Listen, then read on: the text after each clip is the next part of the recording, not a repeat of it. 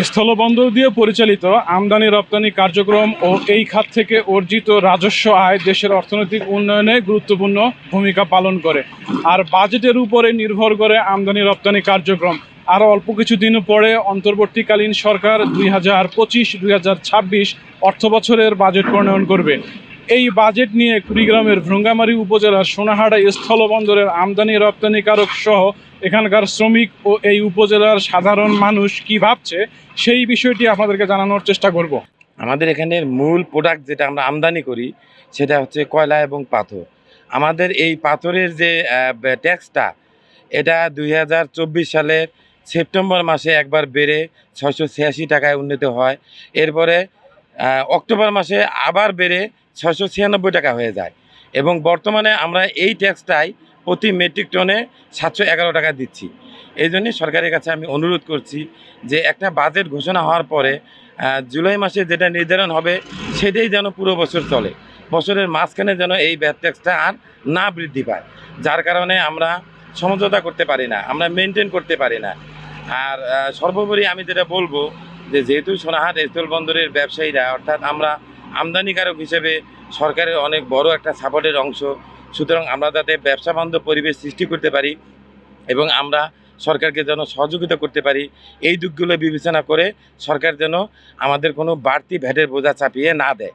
গ্রাম police বাহিনী বাংলাদেশের প্রাচীনতম একটি বাহিনী। 24 ঘন্টা গ্রামীণ আইন শৃঙ্খলা রক্ষায় ইউনিয়ন পরিষদ সহ সকল দপ্তরে প্রায় 72 প্রকারে কাজ করে থাকে। মাত্র 6,500 টাকা বেতনে 47,000 গ্রাম পুলিশ বাহিনী পরিবার পরিজন নিয়ে অনেক দুঃখ কষ্টে দিন যাপন করছে।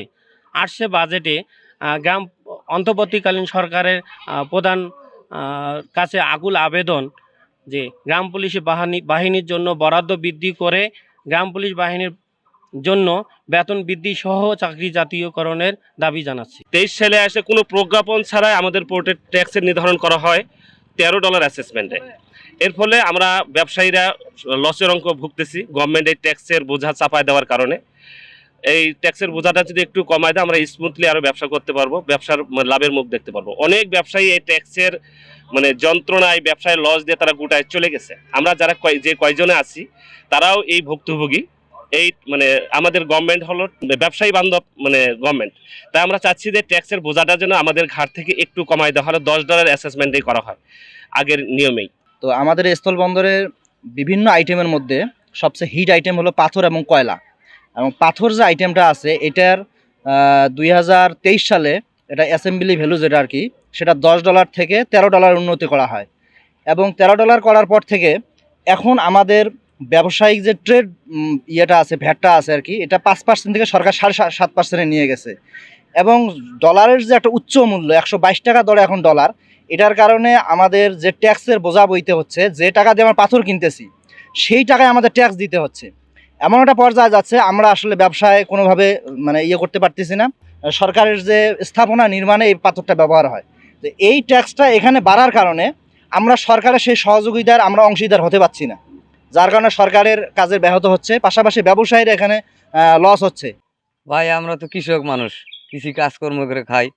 এই যে আপনার সার কিনতে গেলে সারের দাম বেশি, তেল কিনতে গেলে তেলের দাম বেশি, বীজ কিনতে গেলে বীজের দাম বেশি, কিন্তু আমরা যে আবাদ মৌসুমগুলো করি ন্যায্য দাম পাই না।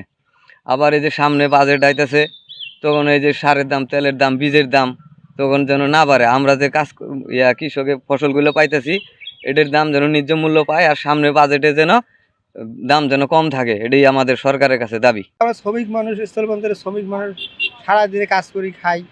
হ্যাঁ, তা সারাদিনে যে আমরা মজুরি টাকাটা পাই এই টাকাটা দিয়ে আমার বাজার খরচ হয় না।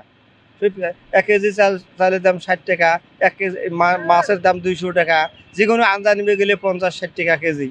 হ্যাঁ, তাতে আমার শ্রমিকের পোষায় না। তাতে ধরুন সরকার ধরুন আমার এই সামনে বাজেটটা ধরুন সরকার ধরুন আমার একটু পৃথিবীর জিনিসের দামটা ধরুন একটু কমে দেয়। আর বাজেট হইলেই ফিটের দাম বাড়ে, মেডিসিনের দাম বাড়ে। বাজেটের নাম শোনা মাত্রই এরা কি করে দাম বাড়ায় দেয়। আবার এগুলো স্টক করে ওষুধ, দেখা যায় যে কিছু ওষুধ এমার্জেন্সি যে আমাদের অ্যান্টিবায়োটিক কিছু ওষুধ আছে এগুলো পাওয়া যাচ্ছে না, রিজার্ভ করতেছে। বাজেটের পরে এগুলো আবার দাম তারা বাড়ায় দেয়। ছোটো একটা ফার্ম দিছি, এখন ফিট ভুসির দাম তো দিন দিন বাড়তেছে, আবার এই যে সামনে বাজেটে তখনও তো বাড়বো মনে হয়। এভাবে তো গরু পালা যাবে না, বসে থাকা লাগবো। এরে গরু বাজার দিয়ে আর ফিট ভুসি দিয়ে পোষায় না এখন। শিক্ষা উপকরণের দাম বৃদ্ধির কারণে নিম্ন আয়ের অভিভাবকরা শিক্ষা উপকরণ ক্রয়ে হিমশিম খাচ্ছে।